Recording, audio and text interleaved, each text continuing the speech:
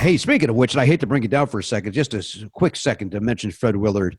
And Jen, I'm sure you worked with him up at Sketchfest a bunch of times. And there was, I was very, very lucky when I first moved here. One of the first jobs I had was be in Todd's Coma, the pilot presentation that Todd Glass put together. And Fred Willard was one of the cast members. And it was just amazing that one of my very first jobs is I get to work with a comedy hero out of the box like that. And I know Todd has tweeted about this and Steve Rosenthal and others that were involved in that project of how Fred would come to a house. And again, I'm new to LA.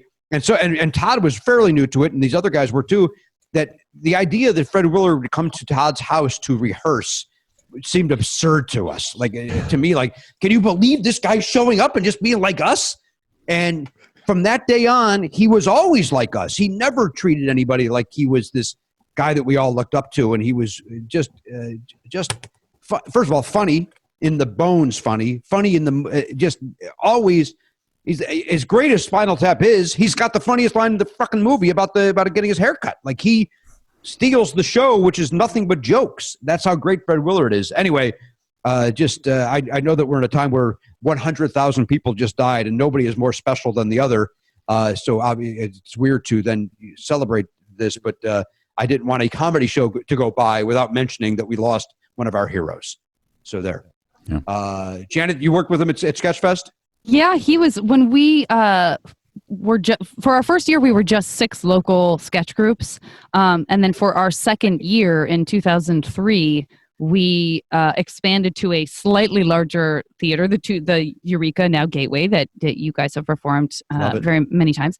That was our second year. We were exclusively at that theater, and we wanted to get the press interested because we thought, the Cron was really kind to us when we were just a small festival, but now that we're doing a second year, maybe they won't care. And so we worked really hard to try to find people that would be a draw, but no one knew who we were. Like, no one really cared.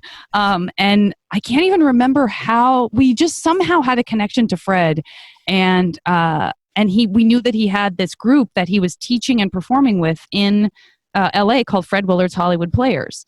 And we offered them a weekend headlining at our festival, and they said yes. And then on another weekend, the 3 guys from Upright Citizens Brigade, Matt, and Ian, also said yes. So for our second ever festival, Fred came and performed with this group of people, and Mary came, and it was amazing. It was he got tons of coverage. Like, that's exactly what we were hoping would happen. Everyone was so excited to see Fred and to see what he was doing with this group. And then, he came back to the festival many times afterwards, but he was on our, kind of board of advisors, which was just sort of a cool way of keeping in touch with someone and bringing them back year after year.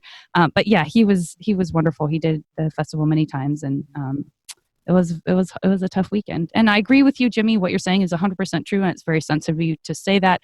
I also think that people understand that when it's a public figure that millions of people watched and felt they had a relationship with on some level, it's also okay to have that affect you in the middle of all of this. Yeah. Even. To hear the whole conversation, subscribe for free on Apple Podcasts or wherever you get your podcasts, or visit nevernotfunny.com.